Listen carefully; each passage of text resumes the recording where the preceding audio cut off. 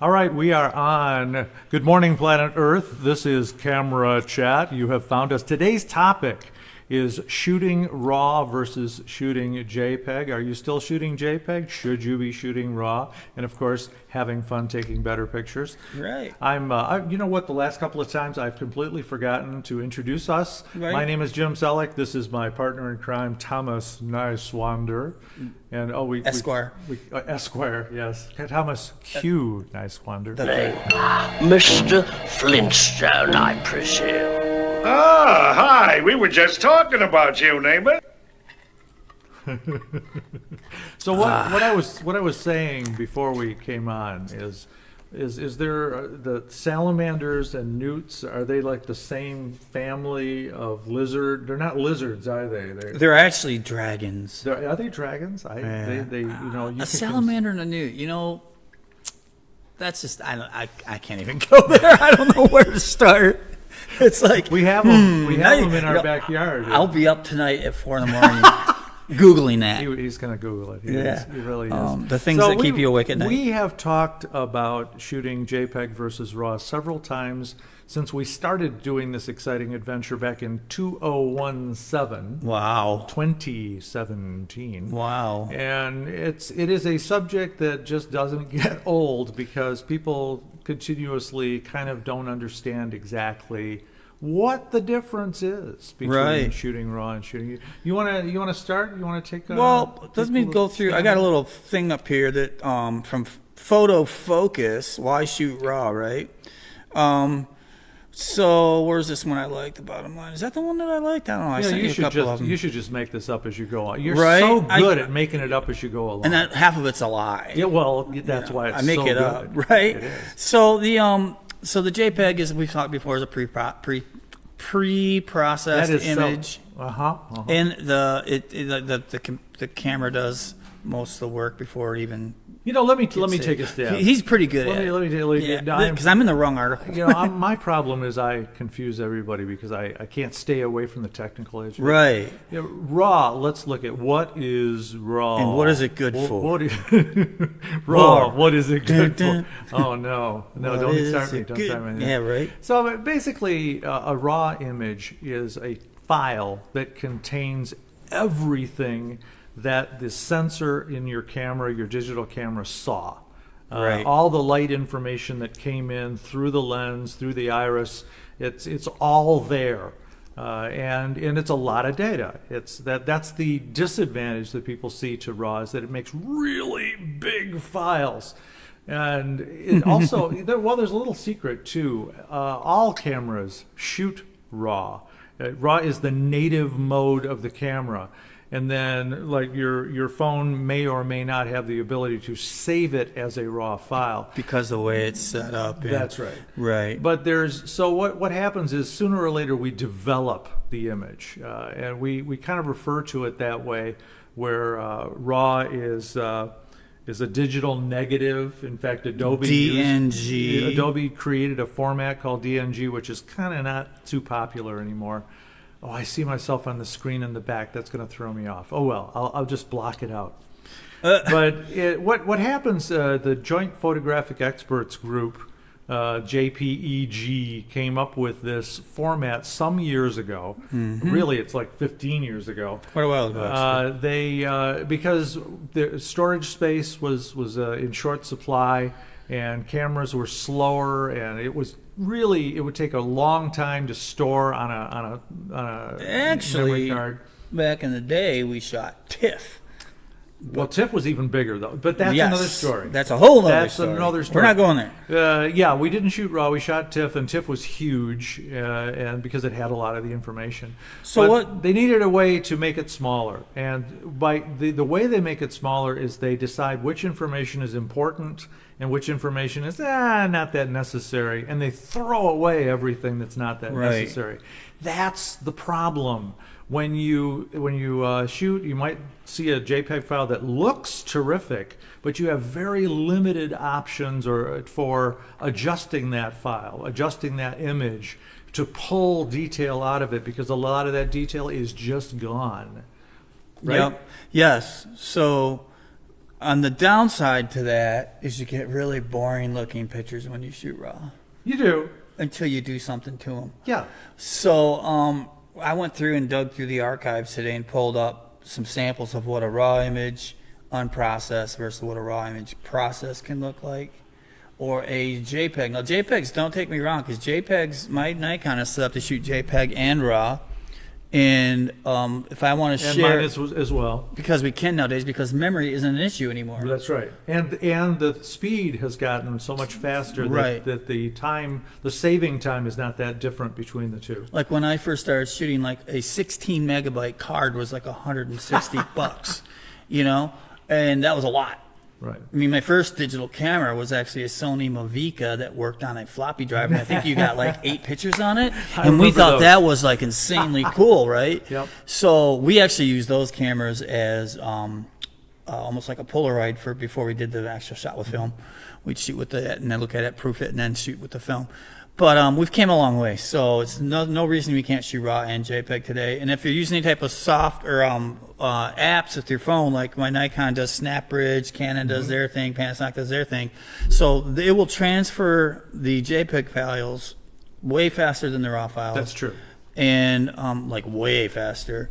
So if you want to just share stuff, like we shot the sunset tonight, and I sat in the car out in the driveway and edited my JPEGs, and if you go to my Facebook page, you'll see them.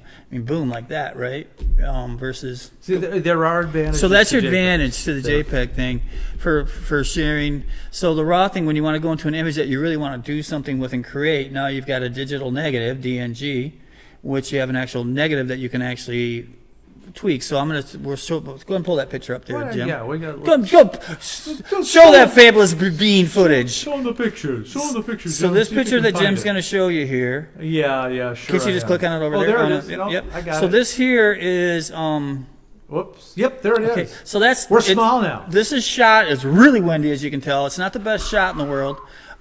This is in Grand Haven quite a few years ago. That's ice and snow, and that's a raw image, right? And then the next image after this. Well, wait a minute. Why don't you take control? Can I go left and right over here on this screen? Yeah, you sure can. Okay, so if I go over to this, I can do this, right? Yeah, there you go. So isn't that cool? So now that image is the same image as this, just cropped and straightened. I'm glad you're going back and forth to show the detail. Because, look at all the detail. I mean, that's stunning. That's right? Just It's not my favorite shot. It's kind of cool the way it's all blowing. But look, you can see. I mean, the difference is stunning. Yeah, the difference is sand. But see all that's sand, the brown is sand, right? From the waves freezing, and you don't see that. Right. That's so you're gonna get all that detail on the raw image, right? What do we got coming up next? We'll just kind of wing it. Astro, right? This is Point Betsy Lighthouse, okay? Up in Frankfurt, which we're going to be going to as soon as it snows again. Keep your eyes out for that. I'm going to take a group up, and it's really pretty in the snow. So it's Milky Way's in there somewhere, right? A raw picture. Can't see it. There. Oops. Well, now that's actually the same day, different look. It's just pointing the other direction. Okay. But see if I can find it. See if they're not coming up the order I want. But that's okay. So this is the same night, same day. I'm just turned around and looked the other way, and standing on the pier. So that turned into that, basically, right? Let me see if I can find it. Yeah, these are not even in order. Not even close. Bear with me, guys. I had to pull these. I don't have a hard drive anymore, so I had to pull these off the cloud the best I could. Okay, let me show you this one. So this is JPEG, right?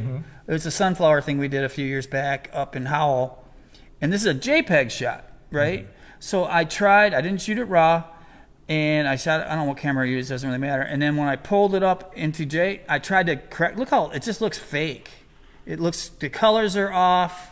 The JPEG just doesn't hold together as well as that RAW does. It's a challenging shot because it's backlit. Exactly. But if that was a RAW shot, I could have pulled, it would look a lot more natural. You would have had all that detail. Now this one here, I've got the before, that's a before and after, is like, dramatic. I don't know how I find it. Okay, this is a before after. I don't remember where this was. It's some creepy place in North Carolina by where we're staying down in Transylvania County.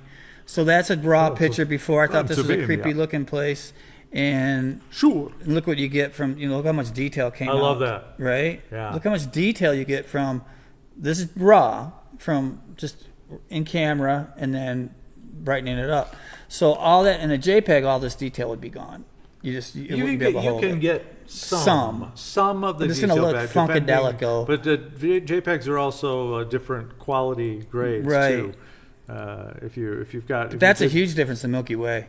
Oh, that's incredible, right? Even though it's that little it's building's gorgeous. is right over out of frame here.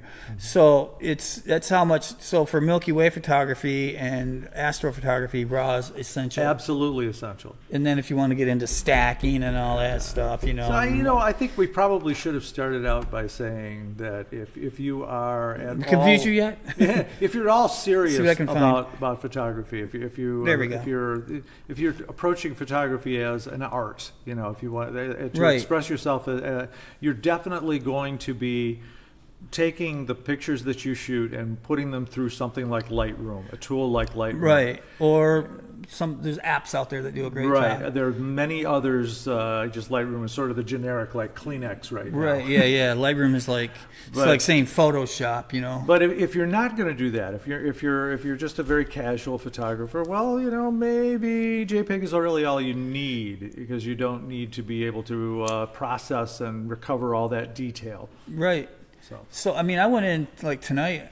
I shot the sunset with the M barn, they call it here in Ann Arbor, and I shot it with my Nikon D500, and I also shot with my phone. And my phone will shoot RAW with the app, because I have an app in it. Is that a Z50?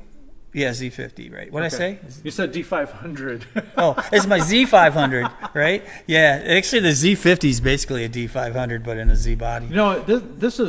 This is what Nikon considers a consumer line Z camera, but do not be fooled. It is one heck of a powerful machine. It's a very powerful. I would shoot a wedding with that. I don't know if I'd shoot sports, but I would, because if I need a faster burst rate. Well, but talking about our JPEG, for example. Yeah. The color depth that you have is limited to 8 bits.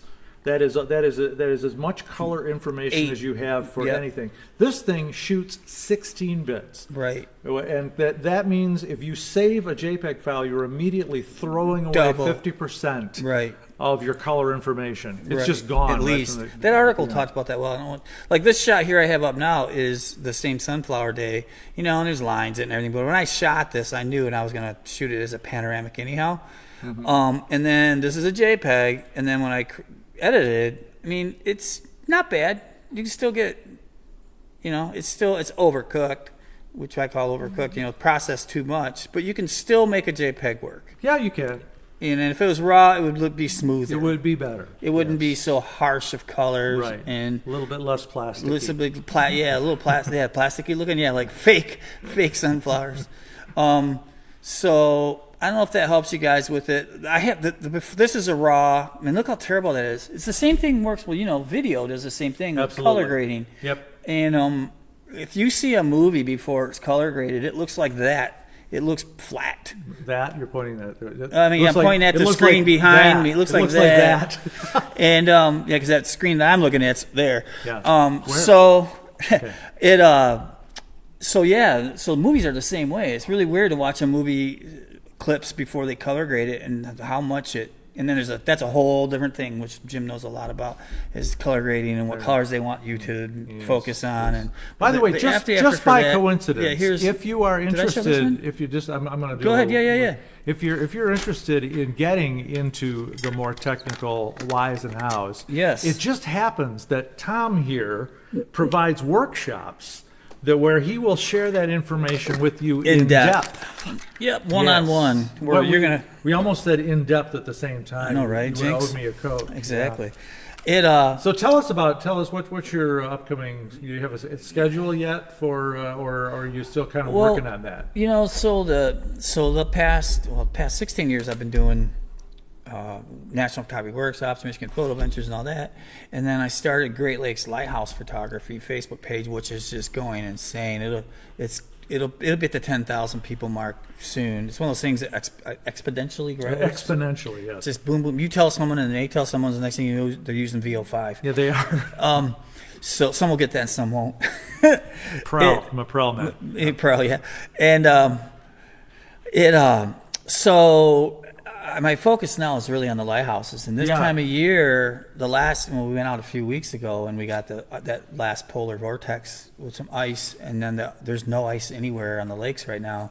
And give me that thing. Oh, I was gonna have you show this and that, but so I'm gonna. The next thing is gonna be, it's weather dependent. It will be it's gonna be lighthouses or barns.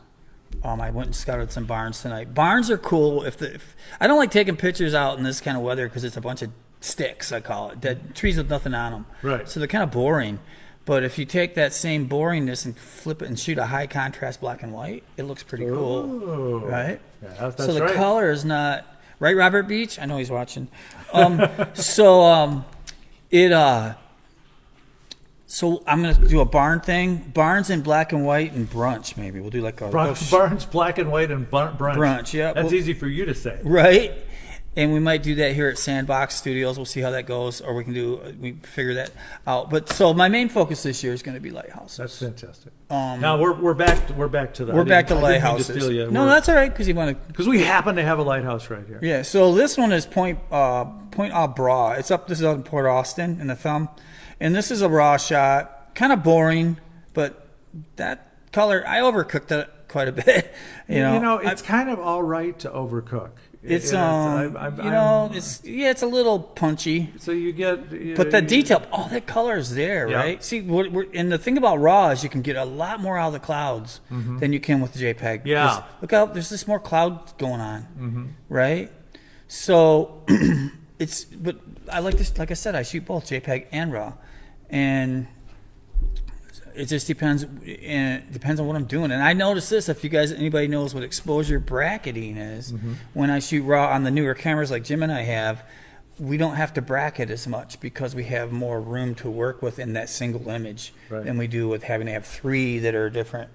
So we bracket less. I shoot less, knowing that I have more to work with when I get home. Right. Right.